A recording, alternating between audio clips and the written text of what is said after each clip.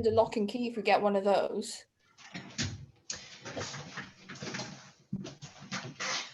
How you doing? Thanks. How about you? Yeah, fine, thank you. Okay, well, I'll hand it over to you. To me? Yes.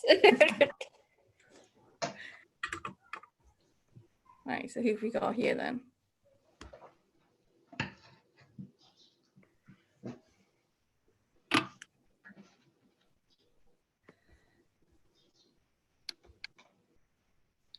Close you down.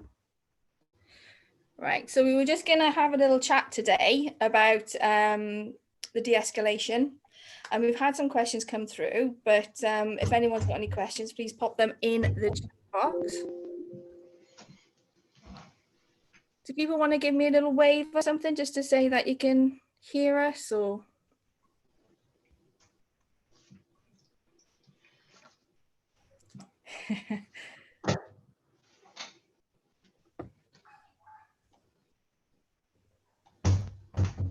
So I have to say, Fiona, before you came on, Chris and I were talking about the test drive and whether or not you can use it. Have you heard anything about being able to polish, using the slow handpiece for polishing?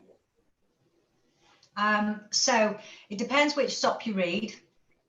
So you've got the FGDP, and then we've got in Wales our own SOP. So I'm talking totally for Wales and not for England or Northern Ireland or Scotland. And it says in our SOP that it's hand scaling only is the only non-AGP that we can do at the moment. So there's a talk about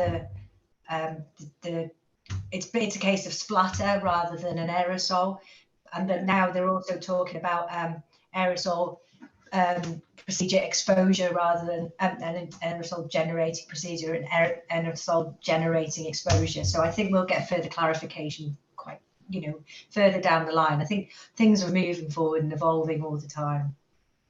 Right. Did you get those questions that I sent you? Yeah, I did. I put them somewhere. It's always useful, isn't it? So I got the one from Andy Beasley. Yeah. So I'll pull it out and read it to you. I think that's probably the best way, isn't it? Yeah. Sorry, just bear with me.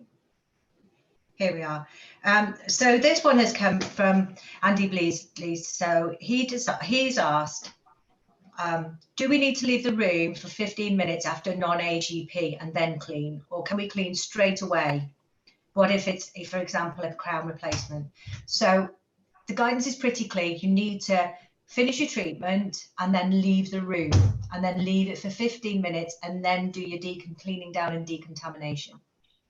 So for that, if it's a crown replacement, now it depends how you're going to replace the crown, because in my understanding, the use of a 3-in-1 generates aerosol. So you need to think about that. So if you're just drying it, then it's a non-AGP, and 15 minutes is fine. And so I think I don't know if that helps him at all, but that's my understanding of the SOP. And then the other thing he asks, what are the SOP for the cleaner in the practice, and should she wear PPE, and if yes, why? And there isn't very much guidance for the cleaner in the practice, but what I would say is that if at the end of the day, after your last patient, you'd still leave whatever fallow time was required depending on the procedure, and then you clean the surgery down as you would and close it down as you would in regards to HTMO 105, and then that surgery should be clean and there should be no aerosol. However, myself, I think I would be guided to tell the cleaner to wear a face mask, a fluid resistant face mask and gloves. And then I think if they follow that procedure, that's pretty safe, because we're not really asking for much more than that for reception areas. So I think that would be probably belt and braces. So and then his last question was, can we use Urecept wipes or equivalent on their own to clean surfaces, so the chair, etc., or do we need to use chlorine-based wipe or solution and then a Urecept wipe? And is there any difference following an AGP if we've left the room for an hour? So my understanding is that you can just use 1,000 parts per million, 10,000 parts per million of available chlorine to wipe down, or you can use a disinfectant wipe and that the amount of chlorine afterwards. So it's up to you if you want to do two procedures or just use the chlorine. So those were his questions.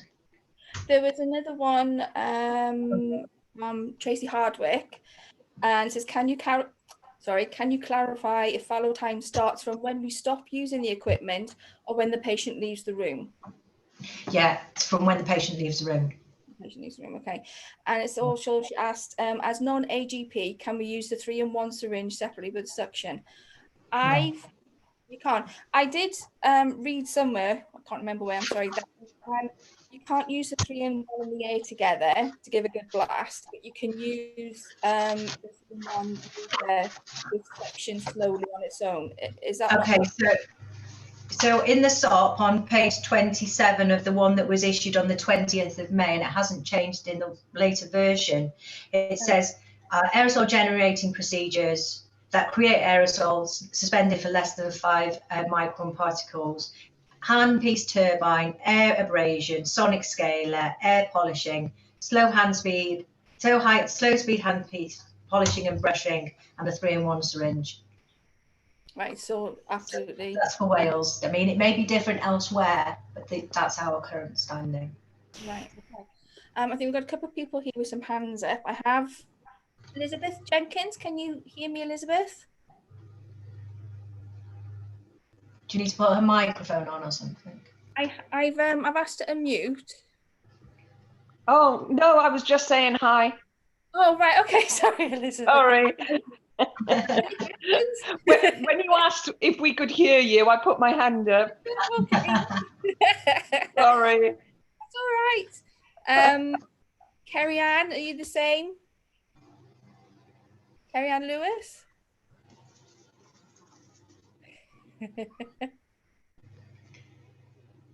Stunned into silence. We've got. Oh yeah. Try and unmute her. Oh, she's still muted. Oh, Oh, hello. hi. Hello. Hiya. Do you have any questions, Kerry Ann? Yeah. I'm sure I read somewhere that it would be beneficial to use a pre-mouth rinse for the patient.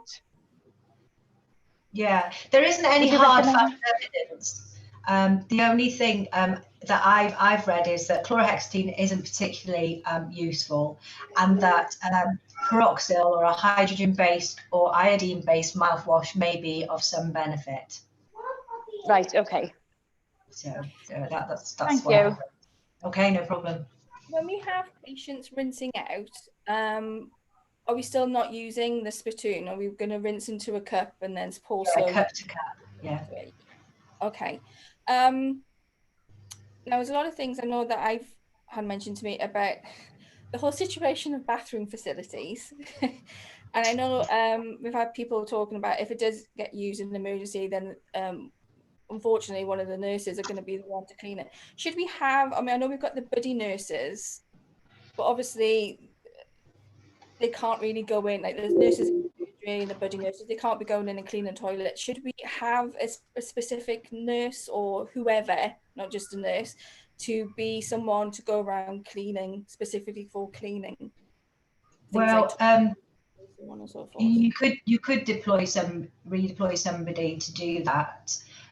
It depends on your practice and how it works. I mean, what we've done in the practice I've worked at is we've told people specifically that there will be no toilet available, and to advise them before they leave to use the bathroom facilities. You have to remember there's not going to be any waiting around really, like in conventional practice. People aren't going to be running late because of the way the appointments will be spaced.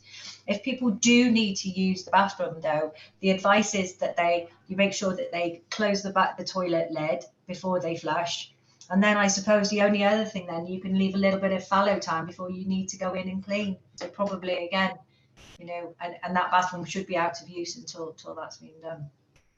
There's no it's all about how to work around the problems, really, isn't it? It's about there's a lot of thinking to do, and there's no black or white, because all our practices are so different. You know, some people are working really modern practices, so some of these things are really easy to implement, and others of us, you know, are in terraced houses on the high street, and so it makes it more difficult. So yeah, I just developed that PowerPoint just to sort of get people thinking about all the difficulties and how we might be able to just adapt what we do. And I wrote it mainly for DCPs, because I know that I myself not particularly good at reading all the detail. And when I was trying to work through the SOP, I was like, oh, this is a really important point, or I hadn't thought about this. So I don't really proclaim to be any kind of expert on it, other than the fact that I've kind of read it and tried to work it out in my own head how it sort of to work. So, you know, if people have got any questions, I'm willing to answer them, and do the best I can with the information I've got. But I can also go back, and, you know, I've got the ear of HIW, and then they in return have got the ear of Welsh Government. So I can find you the answers out. So this is probably a good opportunity if you've got any concerns. Yeah. Somebody. Sorry. No. Somebody actually contacted me and said, as a hygienist, do we have to have a nurse? And for non-AGPs, I haven't found the paperwork, except that I'll find the page. Except that it says that it makes quite a strong case, really, for a nurse, because it says on page 28. That, you know, when you measures to reduce aerosol, high volume suction essential. So in my mind, if you're hand scaling and you don't have a nurse, then you really are going to struggle to do that high volume aspiration, because if you're anything like me, I just get it stuck on all the soft tissues apart from anything else. And then it also says using four-handed techniques for dentistry are strongly recommended. So again, you can't do that on your own. And then I did see another bit where it talks about with non-aerosol procedures to make sure your nurse is in the room and stands away when they're not needed. So that implies that all clinicians should have a nurse, in my opinion. So if people are, you know, worried about going back and having to work without any clinical chairside assistance, I think, you know, some of the I can, and if you get in touch with me, I've taken the photographs of the page so I can send them to you, because I know a lot of people are quite worried about that. Which is understandable. Can I ask a question about the buddy nurse? Mm-hmm. Obviously, we have a buddy nurse if we have people that were using the AGP. What about when we're just doing kind of normal, going back to what Andy said about, say, we're doing a re-cement crown, do we need a buddy nurse? So because obviously the buddy nurse is mixing outside the surgery and passing it in. Yeah. Do you need that all the time, just in case, or? Well, I suppose, again, it depends how your practice is run. I suppose a buddy nurse that's available through, so if you've got 2 surgeries running out of 4, if you've got spare staff, a buddy nurse would be useful, because what you don't want to be doing is opening and closing the door and going in and out of the surgery in case you've forgotten something. And the problem at the moment, because we're only really at the moment seeing patients that have got problems, so it's always difficult when you've got an unscheduled appointment to know exactly what you need in the surgery. So I would say that a buddy nurse would be ideal, just to make sure that you know, that if you do have to go out of the surgery, that you don't have to take off all your PPE and then come back in and, you know, do all of that. And because that's likely to cause air movement, and then you've got spread of air, any potential aerosol. So, well, I don't think the buddy nurse is an actual requirement for non-AGPs. I think it would just make life a lot easier. A bit handy. And especially, I mean, there should really be at the moment some spare staff, because there's no way we can be running at full capacity. So hopefully, you know, the buddy nurse doesn't have to be a registered dental nurse. It can be any member of the team. Right, because all I was thinking was because obviously the nurses can't be in and out the No, drawer exactly. like that, can they? Does anyone have any questions? I'm trying to ask you all to unmute and fight them with the computer.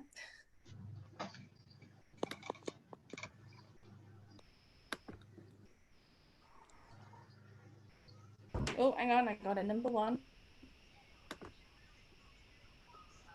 Is there any? Does anybody, if people are too shy to use the microphone, does anybody want to write a question in the box? So down the bottom, Q&A. I've got one here. It says, what is important to document in the notes in consideration to COVID?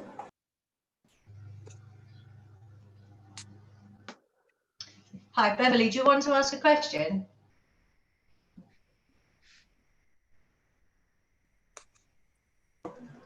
Hi, I'm just, I'm enjoying listening to all the conversation that's going on. It's very informative at the moment. I've got background noise because I'm in the kitchen, so you're picking up on everybody else talking. If mute your microphone if you don't want to ask a question then. That's great, thank you. Yeah, there was a question saying, what should you be recording in the notes? Everything. So, one thing in particular, I think is when the patient comes to the practice or to the clinic, if you're going to be taking their temperature to make, to sort of eliminate the fact that they may have COVID symptoms, it's important to write it down. It's all very well taking the temperature and then saying, oh, well, they must have been fine if they came in. But yeah, I think because we wouldn't be used to doing that, I think it may be also, if we're working with different members of the team that we're not normally used to working with, and you've got a buddy nurse, it might be worth documenting who's with you in there. But all your normal clinical notes. Also, if you've made phone calls, if reception staff have made phone calls to check that the patient's COVID symptom free, any advice given pre, and anything that you've really told them. I mean, in particular, in the run up and post treatment, really. I think that's probably just what we're not normally used to writing. So, but in particular, I thought, I don't know, I just thought it really must be important to write that temperature down, because then at least we know we've checked it. Yeah, that is a good thing. I mean, I know the guidelines that were sent out. This obviously they've got the COVID questions on there for the medical history. They look, quite good. So I know people are going to be adapting them, but it's a good place to start, isn't it? With what they've recommended. Has anyone got any questions? I think what's been worrying me over it. You're really having to dig deep now, aren't you, Kirsty? Everyone's being quiet. I know. I know. Fiona, just can you? Yeah. Hi. Just it's otherwise known as Jeanette. Fiona, it's me. Oh, yeah, I knew it was you, but the name threw me off. People. Just on the point of the note taking, just because I am currently working in the Red Centre up in North Wales. Obviously, I'm not clinical at the moment, but we have on a kind of a steep learning curve. It's really critical to. I know it's obvious, but it's really critical to kind of make a note whether it's a telephone assessment or whether it's a clinic attendance. And because going forward, we're going to have to do a lot more on the telephone before the patient comes in, because that's what obviously we're doing in the Red Centres. It's really quite, when you're going back through the notes, because I'm actually got a reception role, it's really a lot better if it's really clear, because that you obviously set yourself up a template. It's a telephone contact or a telephone assessment or a telephone or a clinic assessment, a clinic visit, because otherwise when you're reading back the notes, it's really difficult. Were they in clinic? Was it the telephone? Obviously that's all been cleared up, but in the early days we have to quickly that's a good learning. It's a good piece of learning, that, isn't it? So because it might be a telephone contact but not a telephone assessment, and it might be a telephone assessment or a clinic visit. So it's just a point to help going forward. I think that's probably one of the biggest things going forward, is kind of sharing hints and tips, isn't it? Of how these situations have arrived and how we've actually gone and combated it. I think going forward, a forum like this would be most useful for us, especially, well, now that we've got this Wales forum, especially in Wales, and how we implement all of these SOPs and how we move forward. And then maybe it'd be worth every so often, a bit like we did in North Wales face-to-face, Jeanette, just meeting together and going, do you know, I've got this problem, and somebody else going, oh, I had that problem and I did this. And I think that would be very worthwhile in terms of peer support, and also just checking that we're all okay as well, because I mean, it's going to be very different going back. You know, we're going to face challenges that perhaps we haven't actually thought of yet.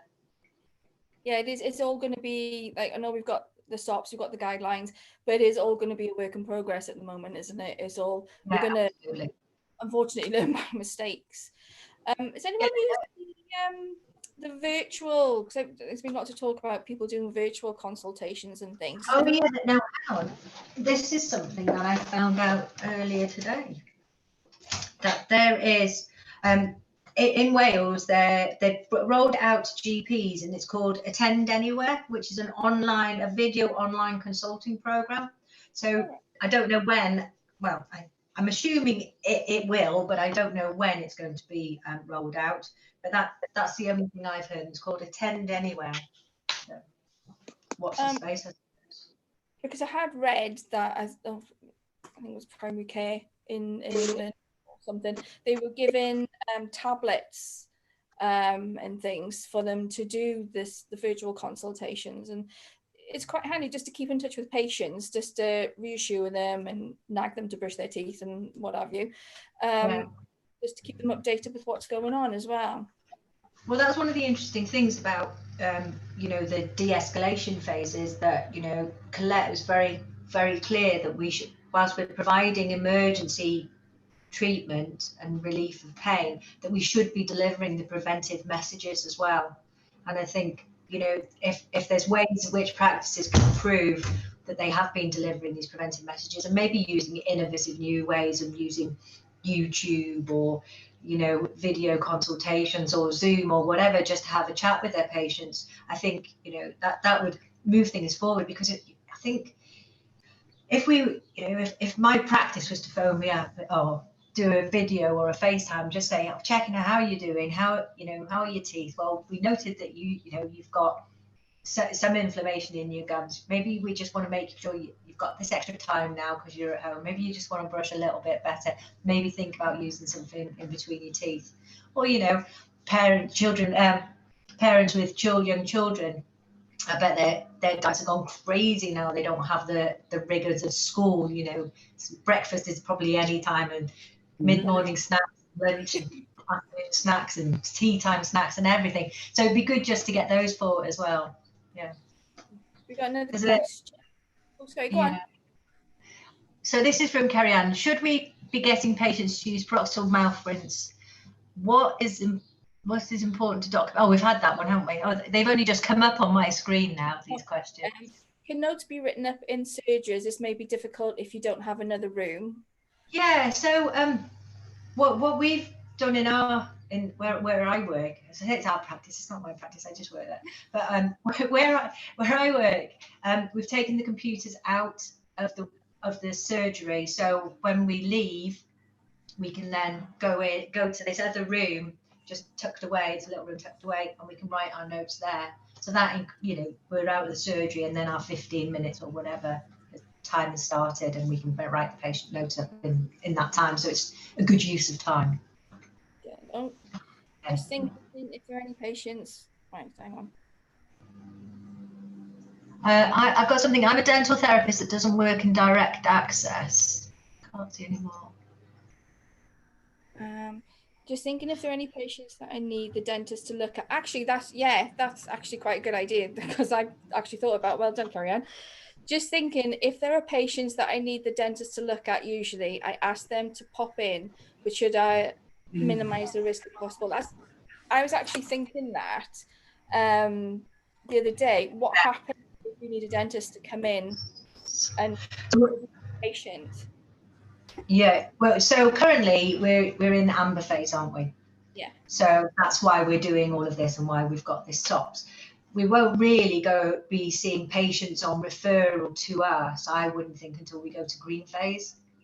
I mean, we may have other deployed roles, but this is urgent treatment that that patients are in pain, or they've got treatment that needs to be finished off, that if they don't finish it off, it's going to cause more problems, and people with broken teeth, things like that. So it's a bit different to us getting a treatment plan off a dentist and maybe having to go back and get things clarified. So it's a little bit different. But I suppose what I would say in response to that is probably plan your day, look at your patient notes, make sure that you're clear on what you want to be doing to that patient on that day. And if there's anything that's missing, so if your LA script's not there, or the fluoride script's not there, or you're not clear, or you've looked at the radiographs and you think that's a little bit too deep, I'm a bit concerned this may expose, whatever the reason, then discuss it. Try and be risk averse, I suppose, is try and plan for the worst situation so that you don't have to pop in and out, because that popping in and out is really something you don't want to be happening. Yeah, because I know, like everybody else, it's when you've got that child that comes in, you think, oh God, I need some antibiotics for this. And then you've got to get the dentist in, and there are days, well, there's weeks that go past and you don't ask any help. And then the next thing you know, you've got 3 a day. So, well, yeah, when you phone the patient before they come, or you phone the parents of your patient and they say, we say, well, is there any swelling? Has that tooth been problematical? Is there a little gum boil? And just ask those questions that you would ask if you were face to face, and that could perhaps alleviate. I suppose that's where the virtual side of things would come in handy, isn't it? Because you can have a quick look. Exactly. And I mean, I'm not sure that there's any issue if you're doing a virtual consultation. If a mum has a problem and she phones, she says, oh, little Johnny's got this gum boil, I don't know whether you can say, can you FaceTime me and then show me, because that's not being kept on any record or anything, and that could give you a look. I would be a little bit more concerned about photos being sent, because that may, but I think a little FaceTime probably wouldn't be harmful at all. What was your concern about the photographs on just unless it's a secure network, Fiona? Yeah, obviously in the trust, as you know, that we are doing photographs, but obviously that is a secure network. So yeah, I was thinking about patients taking a photograph and then messaging it to you or emailing it to you. Not private. Yeah, you do. Well, what's happened in the trust is there's been a secure email box, as the Dropbox, that's been set up so that we can get, because we haven't got virtual yet, so to send them in. So whether in some practices your practice email address, or you've got to be careful, because they're not always secure. And so with the e-referral system that we've got at the moment, people are wanting to send photographs with their e-referral, so people can, those that assess it can have a good idea. And not everybody in Wales has a wales.nhs.uk account, and it's really, like, general practitioners don't have them, and it's quite a faff to get hold of them. And really, that would be the only way that. If it's on a secure, I guess so. I think it's easier just to advise that you don't do it, unless you've got huge, everything in place. I would say so. We have to remember that trust is so different to practice. Yeah, because you've got the structure, haven't you? The infrastructure for it. Yeah. And for us as DCPs, I'm assuming most of us on here are DCPs, because we're subcontractors to the NHS, it makes it even more difficult for us. Because we're like the dental nurses, and they're probably even, but we're even more sort of disparate than, because we kind of, we subcontract, although we provide NHS treatment, it doesn't really, we don't really get recognised for it, but that's a whole other subject. I've got a question from Yvonne Wood.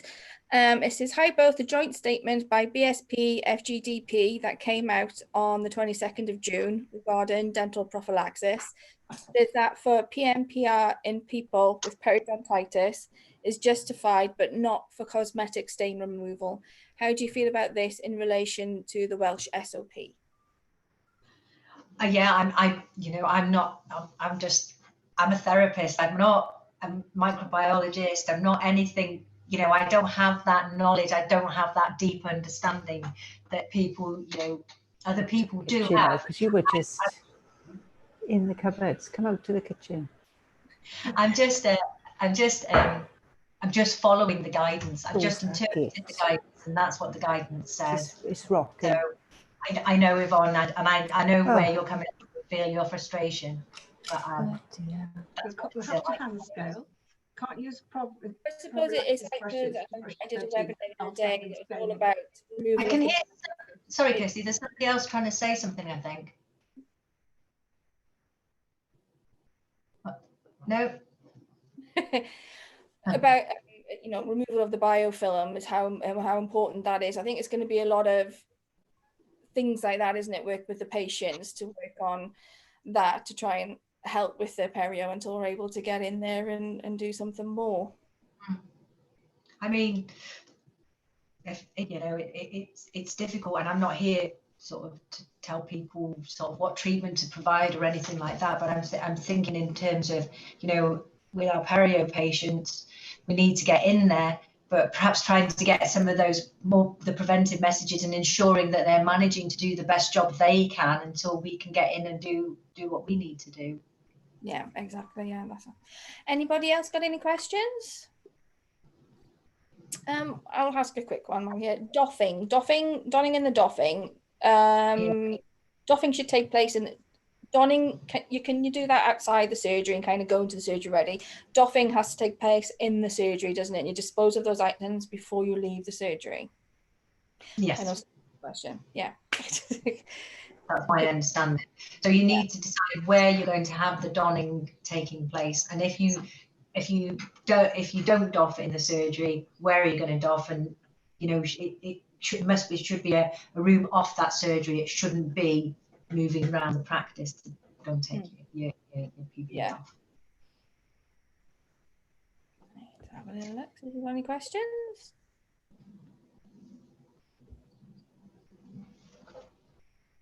Is there anything else that you can think of, Fiona, that you've come across last couple of Not really. All my thoughts are in that PowerPoint, and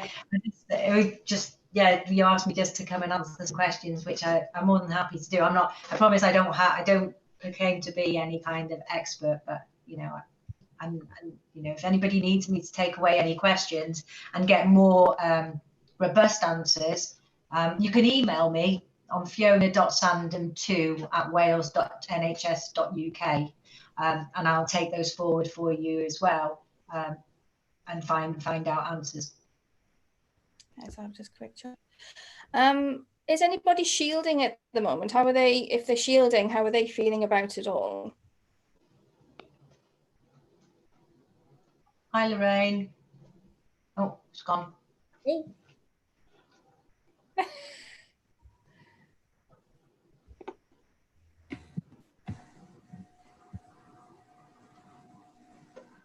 So were things opening on?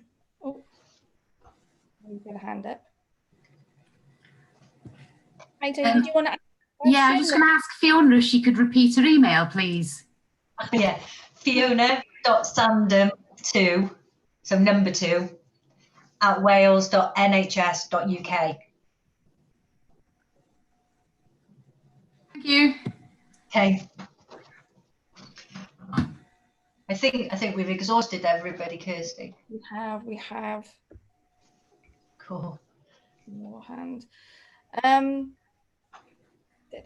I think, just from my own point of view, I just wonder how people would feel about us making another date, maybe in a month's time, so we can discuss how we're all getting on and where we're going with everything. Well, to tell you the Wales group, BADT group, we've got we've got a virtual coffee morning coming up in September. It's 12th of September at 10 o'clock, so that would be a good time to do a little catch up with people, perhaps. Just to admit, September's quite a long way off, and we've still, if you think about the changes we've had in the last 3 weeks, Yeah. what it's going to be like in the next 3 months. Sorry, so next 3 months. Yeah. Well, June, July, or yeah, or 3 months, September, isn't it? Yeah, just about. So, and you know, I mean, it's something that we could chat about. It's something that we don't have to chat about, you know, and then delay it for another time, something like that. We have got another question just popped up.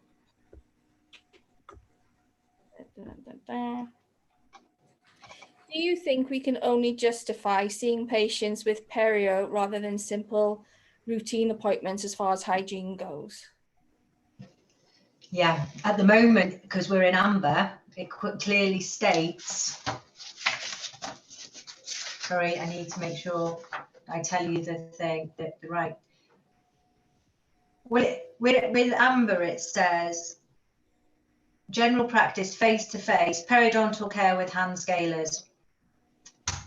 So that's face-to-face on patients with no COVID symptoms. It doesn't, you know, well,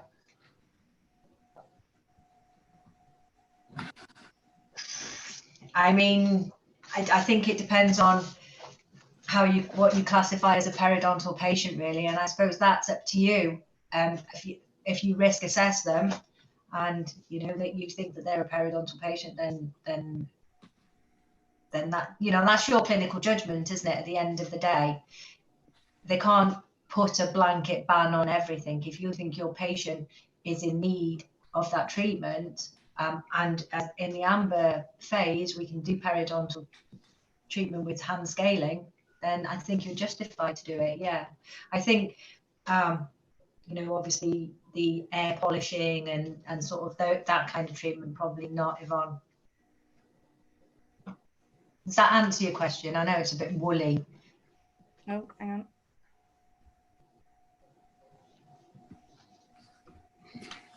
Just that the letter from Welsh CDO a couple of days ago left it grey as to whether we proceed to low amber is clinical judgment. Mm. Yeah, and what you'll notice is that the letter say they've changed it from amber and low amber to just being like amber, because of the different variations in pockets. So based up here on Anglesey, we've just had a huge outbreak in a food processing factory, where over the weekend 178 people were confirmed as COVID positive. So, and I know down in South Wales it's very different. So I think we just have to be careful, don't we? I know, and no, the same food processing plants. In Merthyr, there's been a big outbreak in Merthyr as well. Mm. Carrie Ann, for restorative treatment, it would be okay for PMCs. Which I have to say, I don't see why.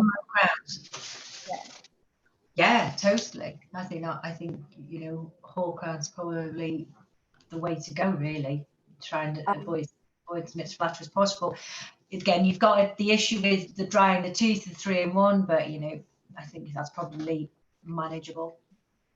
And XLAs for children, again, that's on the list, isn't it, where it's okay, and it's a non-AGP, isn't it? Yeah. And any extraction that's reasonably simple.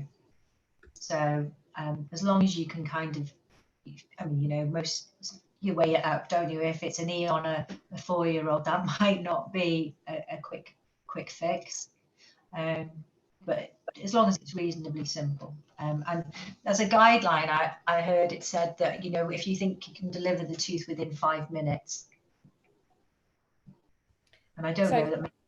Say that last bit again. Sorry, I missed that. So if you could deliver the tooth within about 5 minutes. So once you put the local in and everything and forceps on, as long as it's deliverable within 5 minutes, that's sort of not too much exposure in a non-AGP. So just, yeah, look at that tooth carefully. I forgot what I was going to say. Yeah, and obviously with yeah, so Yvonne's just put this why it makes it so difficult going by current SOP guidelines. Are the fast going out of date? Absolutely, but the whole situation's moving in. Yeah, I totally agree with you, Yvonne, but we can only go with the guidance of what we've got, I suppose. It's really difficult any other way to make sure that, you know, we're protecting, well, ourselves, our staff that work with us, our patients, and also our, you know, ourselves from any repercussions as well. And it's the simple things, isn't it, where you're talking about distancing in the waiting room. And, you know, I know in one of the practices I work in, we sit in the waiting room to have our lunch, and we're not a huge group, but having to move the chairs around, you know, we're not all going to fit in the waiting room either, just to have our lunch and things like that. And I think it's thinking things like that, isn't it? You know, maybe staggered lunch breaks will be something that you need to think about. So, you know, surgery 1 has their lunch from 12 to 12 to 1, and the other from 12:30 to whatever. Yeah, like I say, it's just thinking about all of these things and making it work for you, because all our places are so individual. It's not one size fits all. And it's just realizing as well just how many things you touch as you walk around, and you just don't think about it. Questions? Hi, Claire. Do you have a question? Oh. Nope. Okay. I'd like to discuss. Someone's written, I would like to disclose and do plaque scores with OHA, but if I'm not allowed to use electric toothbrush test drive and not allowed to polish, how do I remove the disclosing solution? So what are you talking about now in amber phase? So I wouldn't think that would be a need for patient that's coming in for amber phase. And hopefully when we get to green phase, we will have some kind of clearer view of how that's going to work. Because currently at amber phase, we're only doing the things that patients need to be done. I appreciate that disclosing and doing plaque scores with an oral hygiene instruction is the best way to do it. But currently in this phase, I'm not sure that we will be able to do that. I don't apologise, Yvonne. It's fine. They're good. It contributes to the conversation. And it's, you know, I mean, it's not, when you think of it like that, then hygienists and therapists, how likely are they going to be going back to work next week? Well, I don't think we are, personally. I don't think that our work that we do is quite ready for us yet. I don't think I'll be going back. I'm pretty convinced that I probably won't go and start seeing patients till September, because nothing that I do currently in the amber phase is really, you know, is there. It wouldn't fill me with a day of work. No, I think I'm happy to be employed by my practice to be a buddy nurse, or, you know, anything like that, or even, you know, go back to my chairside role. I'd be happy to do that, but I don't know that there is a current role for me given the state, the alert that we're at. No, I think as our role, it would be talking to patients over the phone, isn't it, and vetting them and sorting out just different ways, using our skills and our knowledge in different ways to be able to see patients more effectively. Yeah. And these are just, you know, my views. That's just, you know, they're just my thoughts. Not, you know, nothing that I say is concrete, really.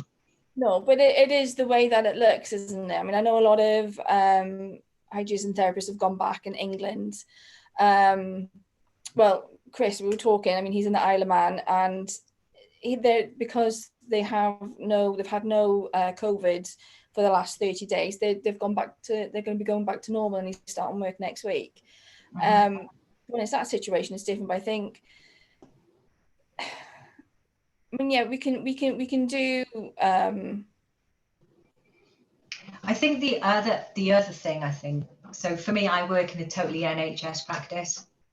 Yeah. So I think if you're working in a private practice that hasn't had the backing and the funding because they don't have an NHS contract, there are very different drivers, and those dentists need their patients seen. Those practices need their patients seen in order to make their business survive as well as, you know, treat their patients. So, you know, I get that. I understand that. When I said I don't think I will be going back, I don't think my NHS practice will need me back, because we've got 3 dentists there that are going to be working less hours because of you know, the situation of being able, having the fallow time and everything else. So yeah, it's all different, you know, and that's the problem, isn't it?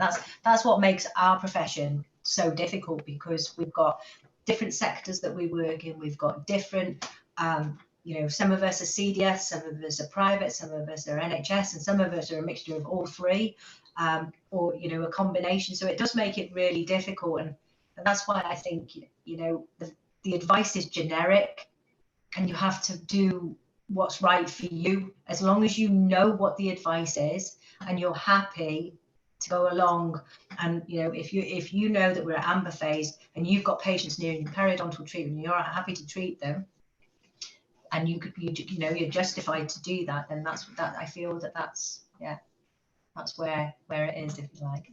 Yeah, because like we just said, private practice are different, where they've been told, oh, in the guidelines that it states that, you know, depending on using their clinical judgment, they're allowed to use AGP as long as, you know, it's safe to do so, isn't it?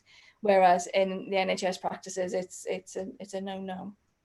Yeah, it is very difficult, and you have to do, you know, you have to look at each and every situation, look at your situation, what you're happy to do, look at the practice, look at the PPE involved, you know, and just work out. There is no easy answer to the whole thing, I'm afraid. I think the key is going to be as well is the communication with the patients, helping them to understand what the difference, because at the moment, you know, how many of them are coming in saying, oh, you're open again now, or, you know, and then they think that's it, you're open, you can do everything. And so I think maybe another role is that for us, you know, just getting that communication over. And as you said, getting on the phone and actually saying to patients, I know we're open, however, this is because, you know, to them, they just don't understand. Open means open, doesn't it? Not open under Amber Alert. And what does Amber Alert mean? Amber mean, you know, Amber's phase, sorry, not alert. So yeah, that's a big role as well, I think. Yeah, you know, just getting on the phone, like I say, delivering those preventive messages, especially, you know, with our, you know, children in particular. Yeah. Like I said, you know, their whole well, not life's changed, but, you know, everything's changed for them, hasn't it? They've been on at school, and they're home with parents that are frazzled because they're trying to work from home and everything else. And I think their diet may be slightly varied, less than they're used to, perhaps, and a little bit. So I think, you know, one of the important things we can do is pick up the phone and say to our you know, our parents, and say, you know, this time's difficult. Maybe you want to look at just reminders that make sure they're brushing twice a day, things like that. I know what we're trying to do, because I'm in practice and I'm in community as well. So in the community, we're trying to create a leaflet for patients so they know what to expect when they come in, and the whole thing of we're going to look different, to try and help with, you know, the special care patients and with the children and anyone who's anxious. And I had the job of going through lots of YouTube videos for children. So I did have that Baby Shark song going around in my head for quite a while, because Baby Shark was but yeah, Actually, isn't it? oh, once it's in there, that's it, isn't it? It just doesn't want to leave. But yeah, that's what we're trying to do. But yeah, with the video links, and, you know, I think that is a really good way to help with reassure patients. Yeah. Okay. Has anybody got any more questions? I'm conscious that we've been on nearly an hour now.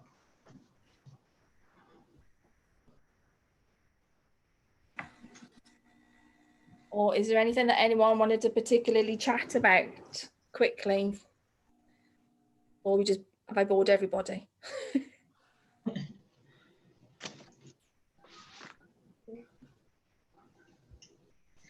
I just think if if no one has any questions to ask, or if there's no one has anything to discuss, anything in particular, then perhaps we'll leave it there. And like I said, we've got that meeting in September, on the 12th of September, that we can see how everyone's getting on. What do you think, Fiona? Yeah, that's fine. Hang on, something's popped up in the Q&A box. One question popped up. Something. Oh, you're very welcome. Okay then. Well, Fiona, thank you so very, very, very, very much for doing this. I know I've been bombarding you today with emails, but thank you so much. I really do appreciate it. And you've given out your email so people can get in touch with you that way. If anyone wants to get in touch with me, it's wales@badt.org.uk, and I can send any message on. Oh, someone has popped in there, was just going to say well-being is so important. Yes, it is, very much so. Yeah, and I think that was where I was coming from with, you know, maybe a meeting a little bit sooner, because things are going to change rapidly, I think, and we may that's why I felt that perhaps maybe 3 months is a long way to wait. If we maybe wanted to catch up informally, it doesn't have to be with BADT. I mean, I'm happy, you know, to chat with anybody if they want to talk this over. I know lots of people, especially people like Fiona, who are really good at giving me advice. So if I've got an issue, then I can, you know, tap into that. So, you know, if people are struggling, don't struggle on your own. Chances are we've all struggled already with it, and had to get answers from other people. So yeah, well-being is hugely important. And one of the things I'd say is when you go back to practice, it's probably, you know, it's good to check in once a week just to make sure people are all right. And you just need to ask them, you know, you okay? Are you coping with this? Because it is hugely important. Yeah, I mean, I know because you've done your peer review groups, haven't you? And I know I emailed you about that, and I was talking to Lisa about it. Perhaps that might be something that, you know, we could all do together, and like you said, a little informal thing that we can just see how people's getting on. Yeah, absolutely. Great. No, that's it. Oh, I was part of a panel. Oh, it says, I was part of a panel last night with Pro Dental, but careful when you watch it, be in a good place. Oh, okay. Sorry, I've just put my mic on. I realised it could talk to you and it'd be much quicker, wouldn't it? But I know you're just going, but it's just a good note to end on after Fiona saying that, you know, you can talk, is that last night brought it home, but I think it shocked so many people that you kind of need to be in a good place. Yeah. Right. Oh, well, I'll have a look at that. Perhaps we can get that emailed out or something. Have a nice glass of wine or a lovely cup of coffee when you watch it. But I think, Fiona, your message was it's really true, isn't it? Because I think you've got that support in Wales. You ought to make the most of it. Yeah, definitely. Duck out and leave you alone again. That's great. Thanks ever so much, everybody, for taking time out to listen, I suppose. Yeah, thank you for your time as well. So I'm going to leave, and yeah, thank you all for your time. Okay, see you. Bye. Bye. Bye.